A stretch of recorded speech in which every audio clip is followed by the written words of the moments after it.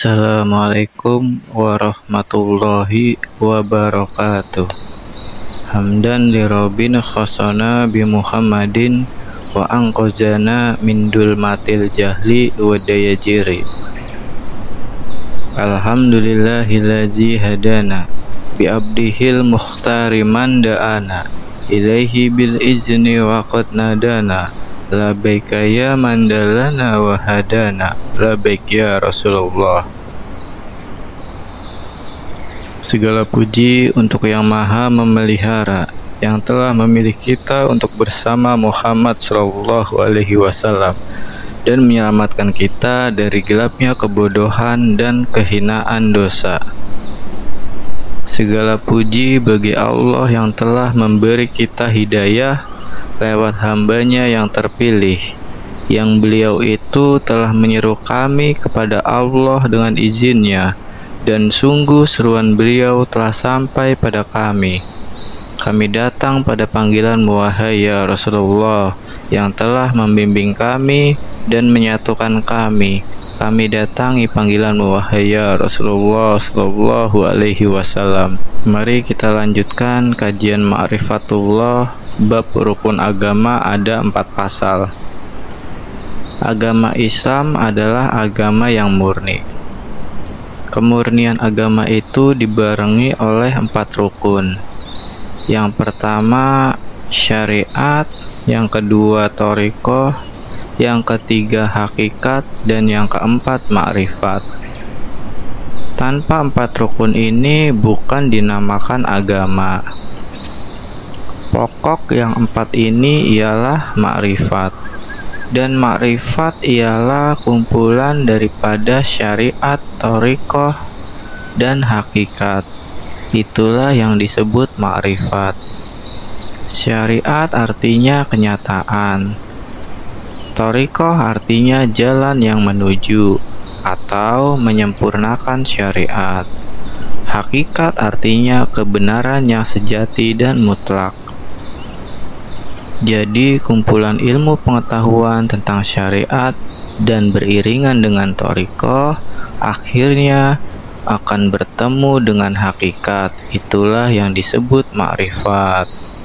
Maka nyatalah kepada kita bahwa makrifat itu adalah gabungan dari ilmu fikih, usuluddin, dan ilmu tasawuf, dan kumpulan dari mantik, keindahan, dan cinta. Dengan demikian, hanya 4 pasal inilah yang menyempurnakan agama Allah di dalam dunia ini. Jadi tanpa yang 4 ini, semua amal ibadah baik lahir maupun batin akan membawa masuk neraka. Sebab dalam amal ibadah pasti ada syariatnya, ada thariqahnya, ada hakikatnya, dan ada makrifatnya. Seperti dalam rukun Islam ada 5 perkara. Yang pertama syahadat, yang kedua sholat, yang ketiga puasa, yang keempat zakat, yang kelima naik haji. Jadi susunannya sebagai berikut. Rukun Islam yang pertama syahadat dibagi menjadi 4 pasal. Yang pertama ada syariat syahadat, yang kedua ada thariqah syahadat, yang ketiga ada hakikat syahadat, dan yang keempat ada makrifat syahadat. Inilah susunan syahadat yang sebenarnya. Dan rukun Islam yang kedua ialah sholat, dibagi menjadi 4 pasal. Yang pertama syariat sholat, yang kedua thariqah sholat, yang ketiga hakikat sholat, yang keempat makrifat sholat.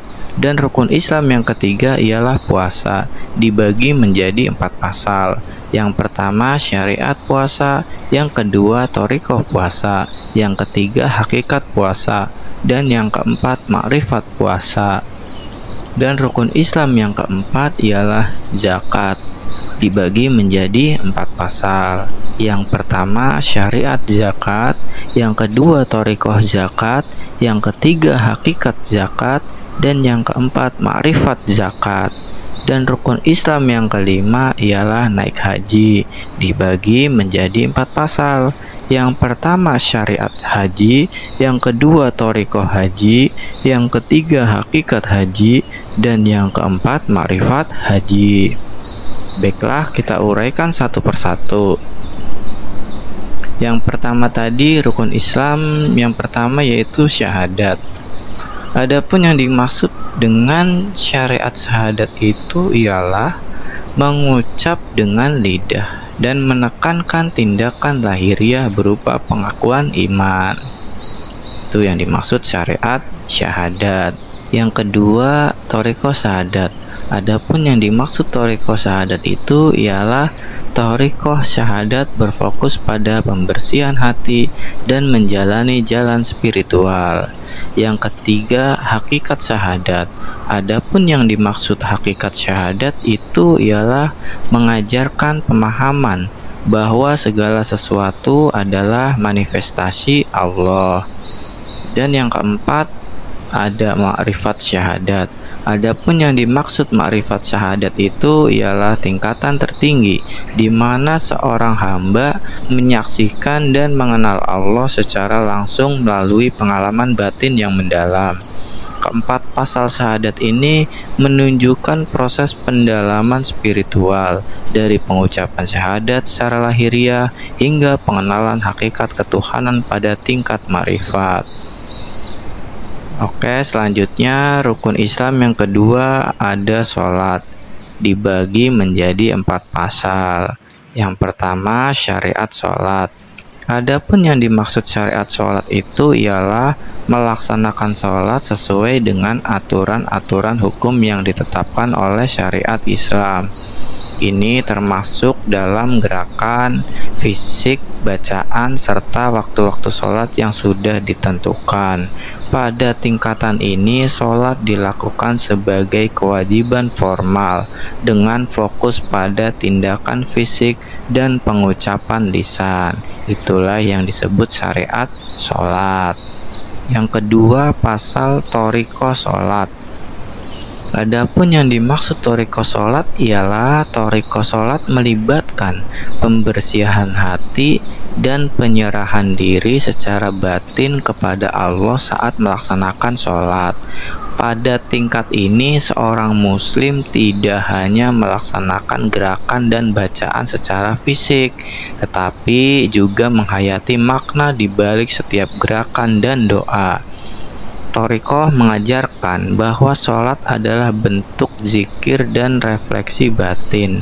Setiap gerakan memiliki makna spiritual, seperti ruku yang menandakan kerendahan hati, sujud yang melambangkan ketundukan mutlak kepada Allah, dan takbir yang menandakan kebesarannya. Di sini sholat menjadi cara untuk menghubungkan hati dengan Allah. Pasal yang ketiga, hakikat sholat. Adapun yang dimaksud hakikat sholat ialah hakikat sholat mengacu pada pemahaman terdalam bahwa sholat bukan hanya sekedar gerakan fisik atau bacaan lisan, melainkan merupakan penyatuan jiwa dengan Allah. Pada tingkatan ini, seorang muslim menyadari bahwa setiap elemen dalam sholat adalah cara untuk mendekatkan diri kepada Allah dan menyadari keberadaannya dalam setiap aspek kehidupan. Orang yang mencapai hakikat sholat memahami bahwa sholat adalah perwujudan dari ketundukan total kepada Allah. Setiap gerakan dalam sholat merefleksikan pengakuan atas keesaan Allah dan kehambaan manusia. Pasal yang keempat, ma'rifat sholat. Adapun yang dimaksud ma'rifat sholat itu ialah ma'rifat sholat tingkatan tertinggi di mana seorang muslim mencapai pengetahuan langsung atau penyaksian batin terhadap Allah dalam sholatnya. Di tingkatan ini, seorang hamba menyadari bahwa ia hanyalah alat bagi Allah untuk beribadah. Allah lah yang menggerakkan dan mengatur sholatnya. Makrifat adalah ketika seseorang meleburkan dirinya sepenuhnya dalam kehadiran Allah. Tidak ada lagi dualitas antara hamba dan Tuhannya, karena mereka telah mencapai tingkat kesadaran yang sepenuhnya tertuju kepada Allah. Salat menjadi penyaksian langsung atau musyahadah terhadap kebesaran Allah. Keempat pasal ini menunjukkan perjalanan spiritual seorang muslim dari pelaksanaan ibadah yang bersifat lahiriah hingga pengenalan batin yang mendalam kepada Allah. Selanjutnya, rukun Islam yang ketiga ada puasa. Ada 4 pasal. Yang pertama, syariat puasa. Adapun yang dimaksud syariat puasa itu puasa yang dilakukan berdasarkan hukum dan aturan syariat Islam secara lahiriah. Ini adalah menahan diri dari makan, minum, dan hal-hal yang membatalkan puasa dari terbit fajar hingga terbenam matahari, sesuai dengan ketentuan yang ditetapkan oleh Al-Quran dan Sunnah. Itu yang disebut syariat puasa. Pada tingkatan ini, fokus puasa itu adalah kewajiban formal yang harus dilaksanakan sebagai bentuk ibadah kepada Allah. Hal ini bertujuan untuk melatih kesabaran dan kedisiplinan diri serta memenuhi perintah Allah sebagai bagian dari rukun Islam. Pasal yang kedua, thoriqoh puasa. Adapun yang dimaksud thoriqoh puasa itu melibatkan pengendalian diri yang lebih dalam, bukan hanya menahan lapar dan haus, tetapi juga menahan diri dari perbuatan buruk seperti berkata dusta, marah, dan berbuat dosa. Thoriqoh adalah jalan menuju pembersihan batin. Puasa pada tingkat thoriqoh mengajarkan bahwa seseorang harus menjaga hati dan pikiran agar tetap bersih dari hal-hal yang dapat merusak pahala puasa. Orang yang berada di tingkat ini memahami bahwa puasa adalah latihan spiritual untuk menundukkan hawa nafsu dan memperkuat jiwa. Pasal yang ketiga, hakikat puasa. Adapun yang dimaksud hakikat puasa ialah pemahaman bahwa puasa adalah pengekangan jiwa dari segala bentuk keterikatan duniawi. Pada tingkatan ini, seseorang menyadari bahwa puasa bukan hanya menahan diri secara fisik, tetapi juga melepaskan ketergantungan pada hal-hal material dan duniawi, serta menghubungkan diri sepenuhnya kepada Allah. Pada tingkatan hakikat, puasa menjadi cara untuk mencapai penyucian jiwa dan pengosongan diri dari segala sesuatu yang menghalangi hubungan dengan Allah. Seseorang yang mencapai hakikat puasa akan menyadari bahwa tujuan puasa adalah untuk mencapai kedekatan yang lebih mendalam dengan Sang Pencipta, bukan hanya menahan lapar dan haus. Pasal yang keempat, makrifat puasa. Adapun yang dimaksud makrifat puasa ialah tingkatan tertinggi di mana seorang muslim mencapai pengenalan langsung terhadap Allah melalui puasa. Pada tingkatan ini, seseorang menyadari bahwa puasa adalah cara untuk menyaksikan dan merasakan kehadiran Allah dalam setiap aspek kehidupan. Pada makrifat puasa, seorang hamba telah mencapai tingkat kesadaran penuh bahwa seluruh kehidupannya hanyalah untuk Allah, dan lapar serta haus adalah simbol ketiadaan diri atau fana di hadapan Allah yang Maha Kekal. Makrifat puasa mengajarkan bahwa puasa adalah penyatuan diri dengan kehendak Allah, di mana jiwa seseorang telah lebur dalam kesadaran ilahi. Selanjutnya, rukun Islam yang keempat ialah zakat. Ada 4 pasal. Yang pertama, syariat zakat. Adapun yang dimaksud syariat zakat ialah pemenuhan kewajiban zakat berdasarkan hukum syariat Islam.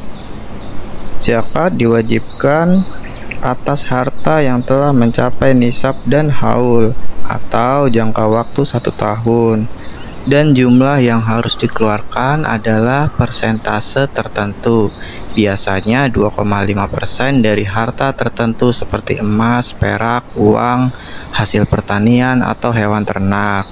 Tujuan zakat di tingkat syariat adalah untuk membersihkan harta dan membantu orang yang membutuhkan. Hal ini diatur oleh hukum agama untuk menjaga keseimbangan ekonomi di masyarakat dan memastikan bahwa orang-orang yang tidak mampu menerima bantuan dari mereka yang memiliki kelebihan harta. Pasal yang kedua, thariqah zakat. Adapun yang dimaksud thariqah zakat ialah menekankan penghayatan spiritual dan niat dalam memberi zakat. Pada tingkatan ini, zakat bukan hanya kewajiban yang dijalankan secara formal, tetapi dilakukan dengan hati yang bersih dan penuh keikhlasan. Zakat dalam thariqah adalah bentuk penyucian hati dari cinta berlebihan terhadap harta benda. Thariqah mengajarkan bahwa tujuan zakat adalah untuk mendidik diri agar tidak terikat pada harta duniawi dan menumbuhkan kasih sayang kepada sesama.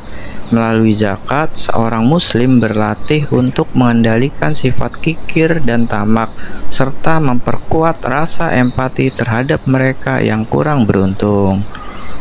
Yang ketiga, hakikat zakat. Adapun yang dimaksud hakikat zakat ialah pemahaman bahwa harta yang dimiliki manusia sebenarnya adalah milik Allah.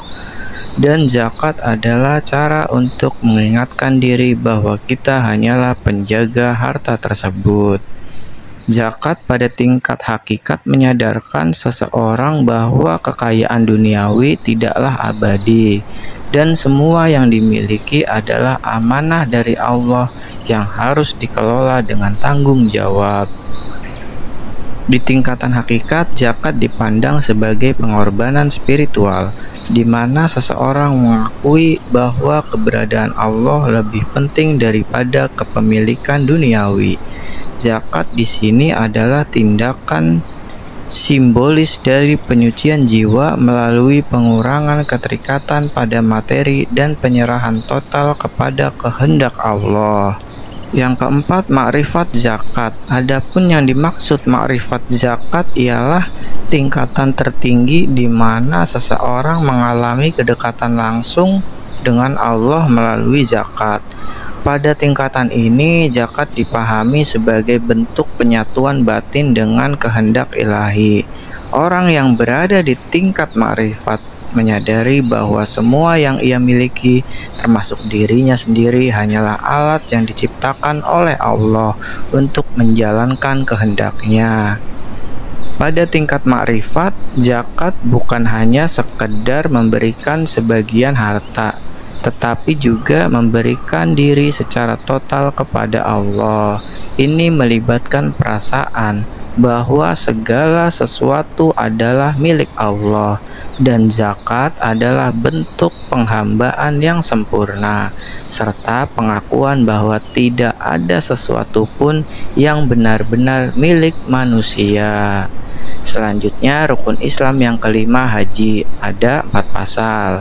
Yang pertama, syariat haji. Adapun yang dimaksud syariat haji ialah aspek lahiriah dari pelaksanaan ibadah haji yang mengacu pada rukun, syarat, dan tata cara pelaksanaan haji menurut aturan syariat Islam. Ini melibatkan perjalanan fisik ke Mekah untuk melakukan rangkaian ritual yang telah ditetapkan seperti ihram, tawaf, sa'i, wukuf di Arafah, melempar jumroh, dan sebagainya. Tujuan syariat haji adalah untuk memenuhi kewajiban agama bagi mereka yang mampu sebagai bagian dari rukun Islam. Di tingkat ini, haji adalah tindakan formal yang harus dilakukan sesuai aturan. Yang kedua, thariqah haji.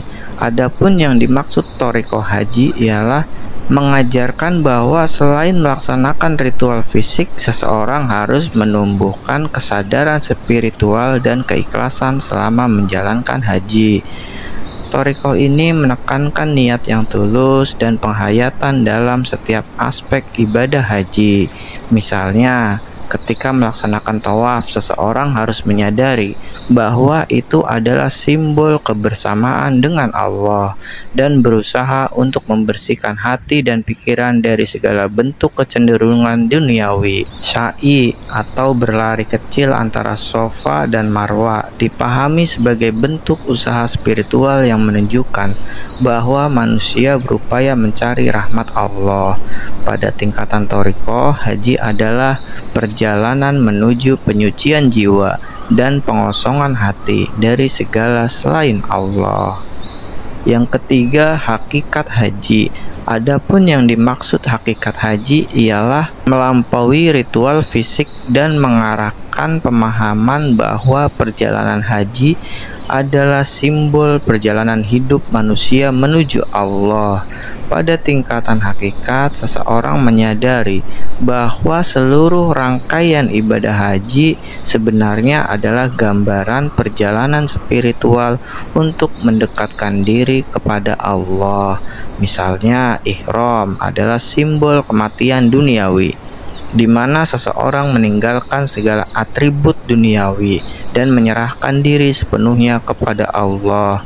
Wukuf di Arafah menjadi momen introspeksi diri dan kesadaran bahwa manusia hanyalah hamba yang lemah di hadapan Tuhan. Haji di tingkat hakikat adalah perjalanan menuju penyatuan spiritual dengan Allah, di mana segala keterikatan dengan dunia ditinggalkan. Yang keempat, makrifat haji. Adapun yang dimaksud makrifat haji ialah tingkat tertinggi di mana seseorang mencapai penyatuan batin dengan Allah selama melaksanakan ibadah haji. Pada tingkatan ini, seseorang telah mencapai pengenalan langsung terhadap Tuhan dan merasakan kehadirannya di setiap ritual. Di tingkat makrifat, setiap aspek haji mulai dari tawaf hingga wukuf menjadi pengalaman batin yang mendalam, di mana hamba merasakan keesaan Allah secara penuh. Ka'bah bukan hanya sekedar simbol fisik, melainkan pusat kesadaran batin, tempat segala rasa keterpisahan dengan Allah dihilangkan. Makrifat haji adalah penghancuran ego atau fana, di mana seseorang benar-benar menyadari bahwa tidak ada yang abadi kecuali Allah. Haji di sini bukan lagi tentang ritual, tetapi tentang pencapaian ma'rifatullah, yakni pengenalan sejati kepada Allah. Demikianlah yang dapat hamba sampaikan. Jadi rukun Islam itu tiap-tiap satu rukun mempunyai 4 pasal. Maka kalau demikian 5 rukun itu menjadi 5 kali 4 adalah 20 pasal. Inilah sumber sifat 20, sebab 20 itu menghimpunkan segala sifat-sifat Allah di dalam alam ini.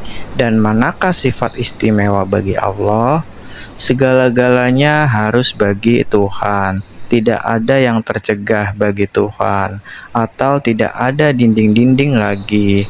Hanya nafsumu sendiri yang mendindingnya atau menghijabnya. Bagi Tuhan tidak ada lagi wajib. Yang wajib hanya bagimu dan bagi orang yang belum faham dan belum mengerti. Jadi siapa yang faham, itulah yang peroleh petunjuk dari Tuhan Allah. Kesimpulan rukun agama itu tadi ialah esa segalanya dan tidak ada lagi duanya. Cukup sekian dulu kajian kali ini, sampai jumpa di lain kesempatan. Wassalamualaikum warahmatullahi wabarakatuh.